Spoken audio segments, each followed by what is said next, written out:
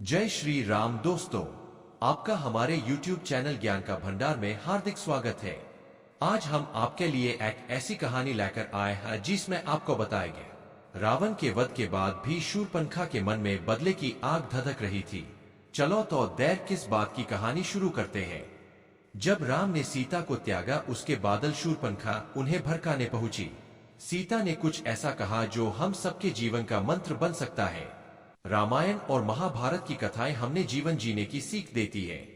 रामायण की मुख्य कहानी तो हम सब पढ़ते, सुनते और देखते हैं। हालांकि कुछ ऐसे किस्से भी हैं जो कम लोग जानते हैं।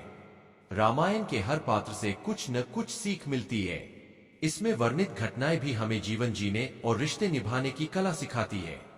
रामायण शूरपनखा की भूमिका काफी अहम रही है। एक कथा के मुताबिक रावण के मरने के बाद शूरपनखा सीता जी से मिलने पहुंची थी। जाने वहां क्या। जब मिली सीता को त्यागे जाने की खबर। राम और रावण के झगड़े की जड़ शूरपनखा थी। रावण के मरने बाद शूरपनखा का बदला पूरा नहीं हुआ था। जब शूरपनखा को पता चला कि राम ने सीता को त्याग दिया है, उस वक्त उसने सोचा कि सीता के जले पर नमक छिड़कने का वक्त है। घने जंगल में रह रही थी सीता। राम ने रावण का वध किया और वह अयोध्या लौटे तो उनकी प्रजा ने सीता की पवित्रता पर सवाल उठाया। पति का मान रखने के लिए गर्भवती सीता वन में रहने चली गई थी। वह घने जंगलों में गई जहां वाल्मीकि मिले। उन्होंने सीता को अपने पास शरण दी। जब सीता शांति के साथ वहां रह रही थी तो शूरपनखा उनसे मिलने पहुंची। बदल चुका था सीता का जीवन। सीता का जीवन बदल चुका था। वह एक ऐसी महिला थी जिनके पति ने इसलिए साथ छोड़ा क्योंकि वह किसी और पुरुष के घर पर रुककर आ रही थी। इस बात से शूरपनखा काफी खुश थी। वह उनका मजाक उड़ाने पहुंची।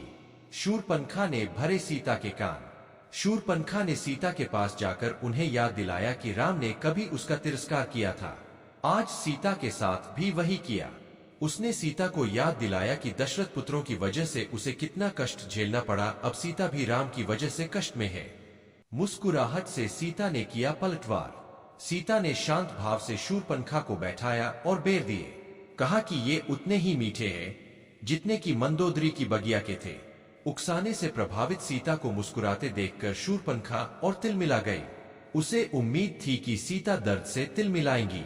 वह उन्हें कष्ट में देखकर खुद खुश होना चाहती थी, क्योंकि जाए प्यार के बदले प्यार की उम्मीद।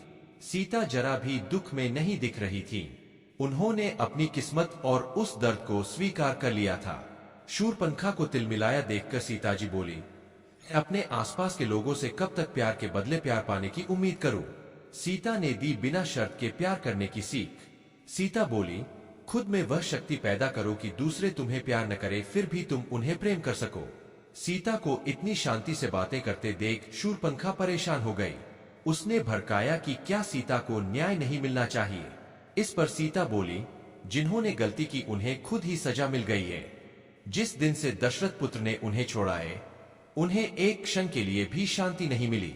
पीड़ा देने वाले को होता है ज्यादा कष्ट। सीता ने शूरपनखा को सलाह दी कि पुरानी बातें भूलकर आगे बढ़े।